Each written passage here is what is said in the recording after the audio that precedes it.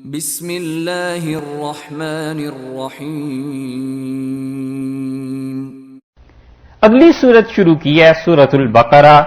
سورہ بقرہ جو ہے مدنیۃ مدینہ منورہ میں نازل ہوئی۔ وہ پہلے بحث آپ کو بتا دی ہے، اب دوبارہ اس کی ضرورت نہیں۔ اب دیکھو اسی طرح ہوگا، یہ دیکھ لیں جب ناغے ہوں گے تو پھر پتہ نہیں چلے گا کہ یہ بحث کیا تھی اور کیا نہیں تھی۔ مدینہ منورہ میں ساری صورت نازل نہیں ہوئی، لیکن اس کا موزن حصہ، غالب حصہ مدینہ منورہ میں نازل ہوا ہے، اور 8ویں رکوع میں اس کے چونکہ گائے کا ذکر آ گیا ہے، اس لیے سورہ بقرہ اسے کہا گیا ہے۔ یعنی ایسی صورت جس میں گائے کا تذکرہ ہے۔ رسول اللہ صلی اللہ علیہ وسلم نام رکھتے تھے خود بھی، اور صحابہ کرام رضی اللہ عنہ بھی نام رکھتے تھے، اس لیے اس صورت میں کیا ہے، گائے کا ذکر آ گیا ہے، تو اس لیے اس صورت کا یہ نام ہو گیا الف لام میم۔ یہاں سے اس صورت کو شروع فرمایا ہے، اور الف لام میم جو ہے یہ در حقیقت ایسے الفاظ ہیں جن کے معنی اللہ ہی جانتے ہیں، بس آسان سی بات۔ ایک بات اور بھی کہہ دیں پھر اس پہ آتے ہیں۔ اس سورہ بقرہ کی فضیلت حدیث میں آئی ہے، اور رسول اللہ صلی اللہ علیہ وسلم نے فرمایا کہ اسے پڑھو، اور سورہ بقرہ کا پڑھنا آپ نے ارشاد فرمایا کہ برکت کی چیز ہے، اور جو چھوڑ دے گا اس کو حسرت ملے گی، حسرت آئے گی اس میں کہ کاش اس سورت کو پڑھا ہوتا۔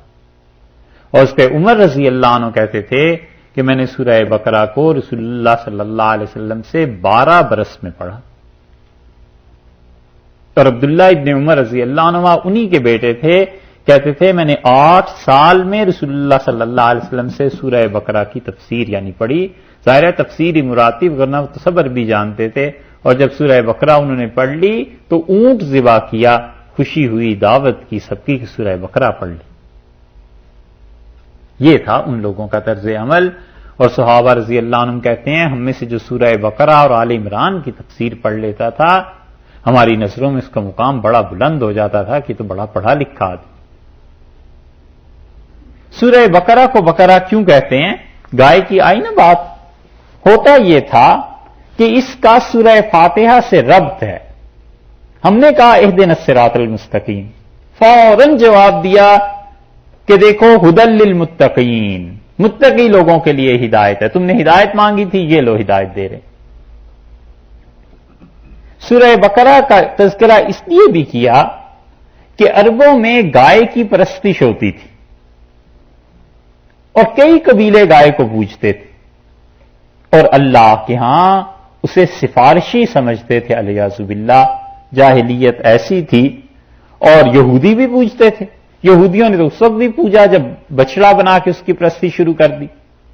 اور عرب یہ کرتے تھے کہ بارش نہیں ہوتی تھی تو گھاس لے کے، خشک گھاس گائے کی دم کے ساتھ باندھ کے اسے آگ لگا دیتے تھے، تو گائے اس سے چیختی تھی تکلیف سے۔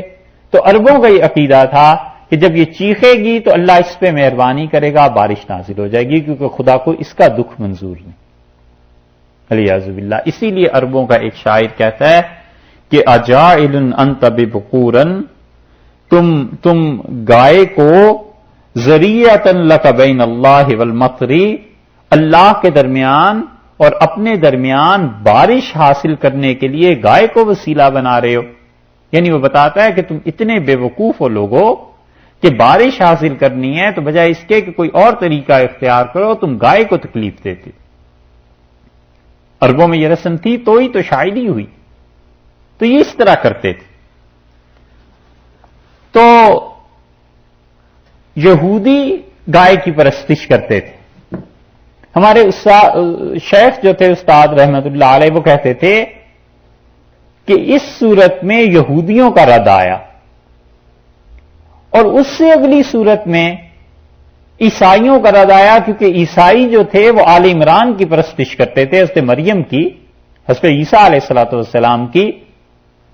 تو بندہ یہ کہتا ہے کہ اللہ میں صرف تیری عبادت کرتا ہوں، اور یہ جو آگے گائے جس قوم نے پرستش کی میں اس کی بھی عبادت نہیں کرتا، اور نہ میں اس کی عبادت کرتا ہوں آل عمران کی، اور حقوق انسانوں کے یہ سورہ نساء ہے، میں یہ پورے کرتا ہوں، تو پروردگار تو مجھ پر مائدہ نازل کر، انعام نازل فرما اپنے احسانات کا، اپنی مہربانیوں کا۔ وہ کہتے تھے ان صورتوں کی ترتیب اس طرح بنتی۔ یہ ایک بات تھی جو کہتے تھے آپ سے نقل کرتے